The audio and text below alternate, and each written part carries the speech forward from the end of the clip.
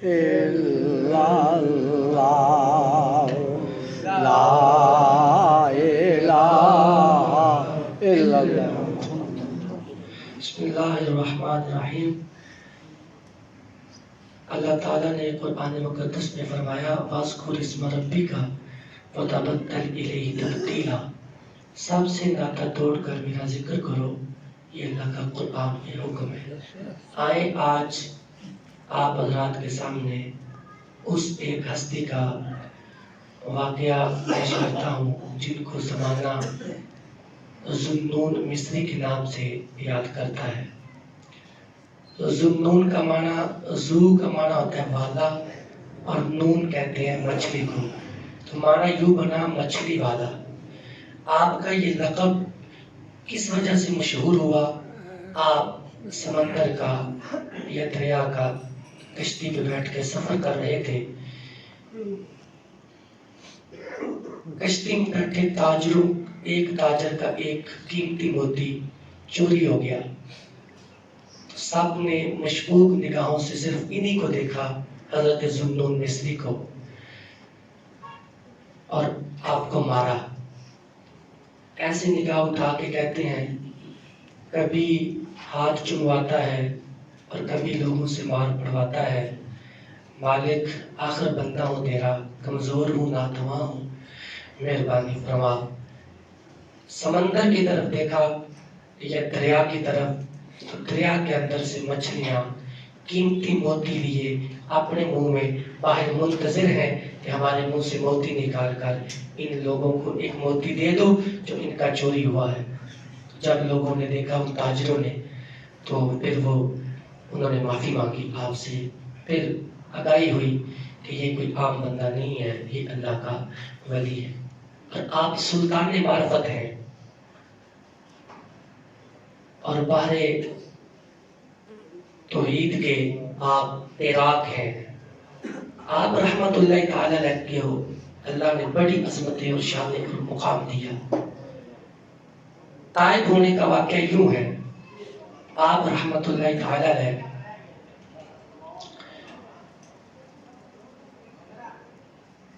اللہ کی یاد میں نکلے. خیال آیا زندگی بیت رہی ہے، اس مالک کا حکم ہے میری عبادت کروں. اب عبادت کیسے کروں جب پہچان نہیں؟ تو پہچان کے لیے اس نے بندے پیدا کیے ہیں جو رب کی راہ دکھاتے ہیں. ایک بندے کو ملے، پوچھا کہ کیوں پریشان ہو؟ کہا کہ ذکر بھی کرتا ہوں، یاد میں اللہ کی بیٹھتا بھی ہوں، مگر تسکین قلب نصیب نہیں ہوتا. سبحان اللہ. مشورہ دو. انہوں نے بتایا فلاں جگہ چلے جاؤ، ایک درخت ہوگا، درخت کے نیچے ایک عابد بیٹھتا ہے جو اللہ کی یاد میں محو رہتا ہے، اس کے پاس چلے جاؤ، تمہارے درد کی دوا اس کے پاس یقیناً ہوگا. آپ چلے. جب اس درخت کے قریب پہنچے نا، تو درخت کے نیچے کوئی بندہ نظر نہیں آیا.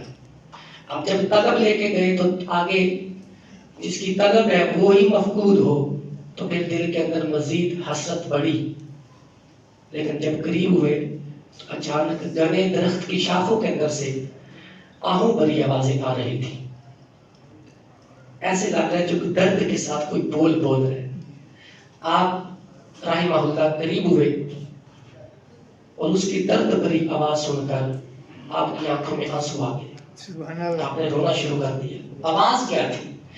درخت کی شاخوں کے اندر سے بندہ الٹا لٹکا ہوا ہے اور ساتھ آواز لگا رہے ہیں، اے میرے نفس، اتنی دیر تک تجھے سزا دیتا رہوں گا جب تک تو اللہ کی عبادت میں میری ہمنوائی اختیار نہیں کرتا، میرا مددگار نہیں بنتا، وگرنہ اسی طرح مر جائے گا، یہی سزائیں تجھے دیتا رہوں گا. حضرت ذوالنون مصری فرماتے ہیں میری آنکھوں میں آنسو آ گئے اور میرے منہ سے وہ رونے والی وہ سسکیاں تھوڑی سی آواز بڑھی نا، تو انہوں نے سن کے فرمایا کون ہے جو گناہ گار پہ ترس کھا رہے؟ آپ فرماتے ہیں میں جلدی سے آگے بڑھا، چہرے کی طرف ہوا، ہاتھ باندھے. حضور جناب کے دیدار کا شوق تھا اور دیدار کی طلب لے کر چاہتا ہوں آپ سے محو گفتگو ہو جاؤں. آپ جلدی سے نیچے اترے اور پوچھا آپ نے کہ آپ ایسا کیوں کر رہے تھے؟ آپ نے فرمایا یہ جو میرا نفس ہے نا، اللہ کی عبادت میں میرے اور اللہ کی عبادت کے درمیان حائل ہوتا ہے، تو میں اسے سزا دے رہا تھا۔ تو آپ فرمانے لگے میں نے سمجھا شاید آپ نے کوئی قتل کیا ہے، یہ شاید کوئی آپ نے بہت بڑا گناہ کیا۔ آپ نے جو جملہ بولا وہ قابل غور ہے۔ آپ نے فرمایا جو جتنے گناہ ہیں پتہ ہے کہاں سے پیدا ہوتے ہیں؟ فرمایا سارے گناہ جو ہیں مخلوق کے ساتھ اختلاط کرنے سے پیدا ہوتے ہیں۔ سبحان اللہ۔ جتنا زیادہ مخلوق کے ساتھ رابطہ رکھو گے، جتنا مخلوق کے ساتھ جڑ جاؤ گے، اتنے زیادہ تم گناہوں میں گرتے چلے جاؤ گے۔ مگر نہ لوگوں آج ہی آپ غور کر لو، دل میں آئے کہ شریعت مصطفیٰ اور قرآن کے حکم کے مطابق چلنا ہے تو جو 20 بندے آپ کے پاس بیٹھتے ہیں 2 رہ جائیں گے۔ چگلی آپ نے نہیں سننی، کرنی آپ نے نہیں، بری بات آپ نے نہیں کرنی، سننی آپ نے نہیں، فوراً تنقید کرنی۔ آپ جو 20 بیٹھتے تھے 2 رہ جائیں گے۔ اللہ، آپ نے فرمایا اچھا تو پھر تو آپ بہت بڑے زاہد ہیں، بڑی عبادت گزار ہیں۔ آپ فرمایا آنے والے مجھ سے بڑا زاہد دیکھنا ہے نا، اس سے آگے چل۔ وہ پہاڑ کے درمیان میں ایک اللہ کا عبادت گزار بندہ بیٹھا ہے جو مجھ سے بھی بڑا بڑھ کر زاہد اور عابد ہے۔ سبحان اللہ۔ فرماتے مجھے طلب تھی، میں آگے چلا پڑا۔ فرماتے جب میں وہاں پہنچا تو میں دیکھ کے حیران ہو گیا۔ حیرانگی اس طرح سے بڑی کہ بندہ واقعی بیٹھا ہوا ہے، لیکن بندہ کہیں بیٹھا ہے، ٹانگ اس کی کہیں ہے، تقریباً 3-4 فٹ کا فاصلہ ہے، زیادہ فاصلہ ہے جتنی مطلب انسان کی ٹانگ ہوتی ہے، زیادہ۔ اتنا لمبا پاؤں، کہتے میں حیران ہو گیا۔ لیکن جب میں اور قریب ہوا تو دیکھا کہ حقیقت یہ تھی کہ اس کی ٹانگ اس کے جسم سے کٹی ہوئی تھی، وہ دور پڑی تھی۔ جب میں نے غور سے دیکھا تو جہاں سے ٹانگ کٹی ہے نا، وہاں اس کے جسم میں کیڑے پڑے ہوئے، لیکن وہ وہاں بیٹھ کے آہو بکا نہیں کر رہا، وہاں بیٹھ کے اللہ ہو کی ضربے لگا رہا ہے اللہ کی یاد میں۔ فرماتے میں قریب ہوا، میں نے جا کے ساری بات عرض کی اور میں نے پوچھا یہ کیا ماجرا ہے، ٹانگ آپ کی کٹی ہوئی ہے؟ فرمانے لگے حقیقت یہ ہے کہ میں یہاں بیٹھ کے اللہ کو یاد کرتا تھا اور عرصہ پتہ ہے کتنا گزر گیا، 30 سال کا۔ کتنے سال؟ 30۔ آپ ذرا سمجھنا بات کو، یہ جو اولیاء اللہ کی شانی ہمیں سمجھ نہیں نہ آتی، یہ میں خاص لفظ بولنے لگا ہوں، آپ کو لطف آئے گا۔ 30 سال سب سے ناتا توڑ کے پہاڑی پہ بیٹھنا آسان نہیں۔ اب میں اور آپ سمجھے تو ہم سمجھتے ہیں یہ کیسے ہو سکتا ہے، یہ کیسے ہوگا، کہاں سے کھاتا ہوگا، کہاں سے پیتا ہوگا، یہ ہے نا، یہ بندے کا عمل ہے جو ہمیں سمجھ۔ آپ بتاؤ مجھے عمل کی جزا کون دیتا ہے؟ اللہ۔ تے جی بندے دیا عمل سمجھ نہیں ہوتا تے رب کی جزا کی میں سمجھ آتی، وہ جزا وہ دیتا ہے، اس کی جزا کیسے سمجھ آئے؟ یہی وجہ ہے کہ یہ بزرگان کے دین اگر زمین پہ پاؤں مارے تو زمین سے پانی کے چشمے اگل پڑتے ہیں، یہ بیماروں کی طرف ہاتھ سے اشارہ کرے تو رب بیماری دور کر دیتا ہے۔ اس لیے ہمیں سمجھ نہیں آتی کیونکہ اس کی جزا اللہ دیتا ہے۔ اب سننا، فرمایا ٹانگ کیسے کٹی؟ بتایا 30 سال ہو گئے اللہ اللہ کرتے، اللہ کی عبادت کرتے، یہاں سے ایک عورت گزری، اس نے اپنی طرف مجھے متوجہ کرنے کی کوشش کی، اس کی چال ڈھال، اس کے کپڑوں کا انداز، اس کی بول چال، اس کے طریقے، فرماتے کہ میں اس کی طرف متوجہ ہو گیا، مائل ہو گیا۔ میں نے ایک قدم اٹھایا کہ اس کے قریب ہو جاؤں، دیکھنا اللہ والوں کی مدد کیسے ہوتی ہے۔ اللہ فرماتا ہے یا ایھا الذین آمنوا استعینوا بالصبر والصلاۃ، کہ ایمان والوں مدد چاہو نماز اور صبر کے ذریعے۔ اللہ فرماتا ہے آپ جب یہ فوراً قدم بڑھایا نا تو ہاتھ پہ غیبی سے آواز آتی ہے 30 سال میری عبادت کرنے والے اب تو شیطان کو راضی کرنے چلا۔ ہاتھ پہ غیبی سے آواز آتی ہے، فرماتے کبھی تاری ہو گئی، جسم کانپنا شروع ہو گیا۔ اب وہ عورت تو گزر گئی، میں نے کہا اب اس پاؤں کو کاٹوں گا جو اللہ کی نافرمانی کے لیے اس نے میری مدد کی ہے، یہ آگے بڑھا۔ میں نے کام کاٹ دی تو حضرت زندون مصری کہتے ہیں میں نے کہا آپ تو بڑے عبادت گزار ہیں، آپ تو بڑے اللہ کا نام لینے والے ہیں۔ فرمایا نہ، اگر مجھ سے بڑا اللہ کا نام لینے والا دیکھنا ہے نا تو پہاڑ کی چوٹی پہ چلا جا، وہاں ایک اور بیٹھا ہوا ہے، آپ فرماتے ہیں میرے میں تو سکتت نہیں، تھک گیا میں نے کہا میں وہاں نہیں جا سکتا. حضرت ذوالنون مصری رحمہ اللہ آپ فرماتے ہیں اس شخص نے مجھے خود ہی واقعہ سنایا اس بندے کا جو اوپر تھا. میں نے کہا اس کی کردار سیرت آپ خود بیان کریں. فرمایا وہ بندہ جو پہاڑ کی چوٹی پہ بیٹھا ہے، عرصہ گزر گیا اس کو، وہ اللہ کی عبادت کر رہا ہے. اور کیوں کر رہا ہے؟ اس نے پڑھا قرآن میں وَفِي السَّمَاءِ رِزْقُكُمْ وَمَا تُوعَدُونَ، رزق تمہارا آسمانوں سے آتا ہے. تو وہ وہاں بیٹھ کے اللہ اللہ کر رہا ہے، اور اس نے کہا اللہ میں مخلوق سے رزق نہیں مانگوں گا، میں ہاتھ کسی کی طرف نہیں بڑھاؤں گا. اللہ نے پتا کیا انعام دیا ہے؟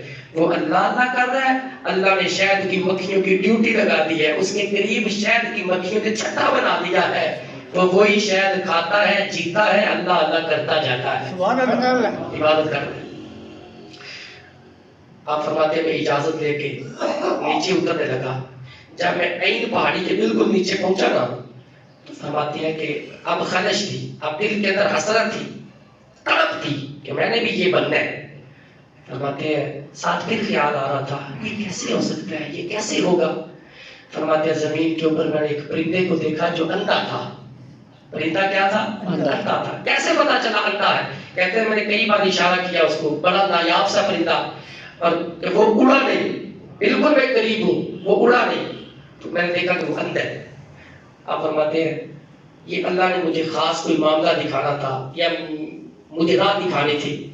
فرماتے ہیں میں نے دیکھا اس پرندے نے زمین کے اندر چونچ ماری تو زمین کے اندر سے ایک سونے کا برتن نمودار ہوا، اس کی چمک دمک خوبصورت، اور اس کے اندر تل پڑے ہوئے. کیا پڑا ہے؟ تل. اس نے پھر چونچ ماری تو زمین کے اندر سے چاندی کا برتن نمودار ہوا، اس کے اندر خوشبو والا یہ جو عرق گلاب جسے کہتے ہیں، عرق گلاب خوشبوئیں نکل رہی. اس نے وہ تیل کھائے، عرق گلاب پیا، پرندہ اڑا، ادھر پرندہ اڑا، ادھر یہ دونوں پیالیاں غائب ہو گئی. کہتے ہیں میرے دل میں اور محبت پیدا ہوئی. میں نے کہا میں تو اب محکم ارادہ کروں گا تیرے پہ اللہ کہ تو ہر ایک کی جہاں وہ چاہے تو اس کی مدد کو پہنچتا ہے. آپ فرماتے ہیں میں نے سفر شروع کیا جنگل کا. جنگل میں گزر رہا ہوں تو مجھے وہ پرانے دوست مل گئے. ہم نے سفر تھوڑا آگے کیا تو فرماتے ہیں ایک جگہ پرانے کھنڈرات تھے، ہمیں وہاں سے جواہرات ملے، خزانہ ملا. جب خزانہ ملا نا تو لگے بانٹنے. تو آپ فرماتے ہیں مجھے کہنے لگے بھی آپ بھی برابر کے حصے دار ہیں، کیا لوگے؟ جب کھولا تو اس میں ایک پترا ایسا تھا جس پہ اللہ کا نام لکھا ہوا تھا. میں نے کہا بھی میں تم سے کچھ نہیں مانگتا، مجھے یہ اللہ کا نام مجھے دے دو، باحفاظت میں رکھوں گا. آپ فرماتے ہیں وہ میرے حصے میں آیا، سونا جواہرات سب نے بانٹ لیے. جب رات بڑی آنکھ لگی تو ہاتھ پہ غیبی سے آواز آ رہی تھی، دنیا کی طرف نظر نہ کرنے والے، میرے نام کی حفاظت اور عزت کرنے والے، جہاں میں نے ولایت کے اس درجے پہ تیرا نام لکھ دیا ہے کہ جو تہجد کے نفل پڑھ کے بھی اس مقام پہ نہیں پہنچ سکتا. یہ حضرت ذوالنون مصری رحمہ اللہ کے تائب ہونے کا واقعہ ہے. شانیں تو اور بھی بڑی ہیں، واقعات تو آپ کی اور بھی بڑے ہیں. اللہ تعالیٰ ان اولیاء اعظام کے درجے بلند کرے اور ہمیں بھی ان کے نقشہ قدم پر چلائے. آمین. اللہم صلی علی محمد وعلی آل سیدنا مولانا محمد وبارک وسلم.